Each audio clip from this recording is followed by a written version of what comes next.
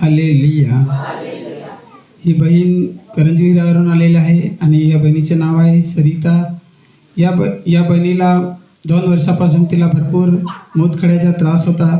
तेव्हा ही बहीण सांगते की मी डॉक्टरांकडे गेली आणि डॉक्टरांनी सांगितले की तुला हे करायला लागेल, सोनोग्राफी करायला लागेल. तेव्हा ही बहीण सोनोग्राफी करायला गेली आणि सोनोग्राफी केली आणि जो रिपोर्ट होता तो डॉक्टरांना आणून दाखवला.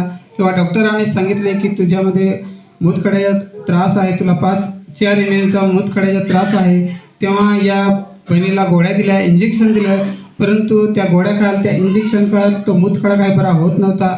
तेव्हा या बहिणीने डॉक्टरांचा इलाज केल्यानंतर ती भक्ताकडे गेली आणि भक्ताकडे जे काही भक्तांनी जंगली औषध दिलं, परंतु त्या जंगली औषध खातसुद्धा त्या मूतखड्याचा त्रास काय बरा होत नव्हता. ही बहीण सांगते की भरपूर मी कंटाळून गेली. तेव्हा या बहिणीला कोणीतरी स्वार्थ केली की ब्राह्मणवाडी या प्रार्थनेमध्ये तू चल. तेव्हा ही बहीण या प्रार्थनेमध्ये 3 रविवार आली. त्याच्यानंतर या बहिणींनी ब्रदरांना त्यांच्या घरी बोलवलं गेलं आणि ब्रदर त्यांच्या घरी गेले आणि त्यांच्यावर प्रार्थना केली, त्यांच्या घरावर प्रार्थना केली.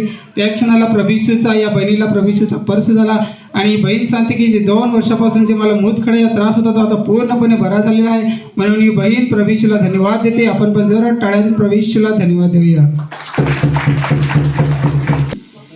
किती वर्षापासून होता त्रास? 2 वर्षापासून होता.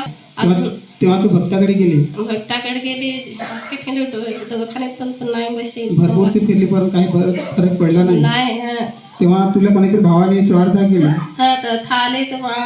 तेव्हा तू इकडे येत राहिली.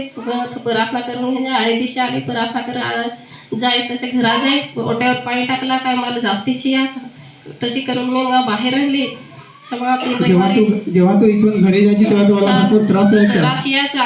ओट्यावर चढ पाय टाकला काय जास्ती त्रास. आणि जेव्हा तू कुठे बाहेर गेलीस तर बाहेर थांबायचा, बाहेर गेली तर बेस यायचा आणि पुन्हा घरी गेली का पुन्हा त्रास व्हायचा. अजून त्रास आहे. आणि जेव्हा तुम्ही ब्रदरांना घरी बोलवलं आणि प्रार्थना केलं त्या दिवसापासून तुम्ही जरी घरी असता तरी तुम्हाला त्रास होत नाही. आता बेस आहे, आता नाही. तुम्ही बाहेर जाता तरी तुम्हाला त्रास होत नाही.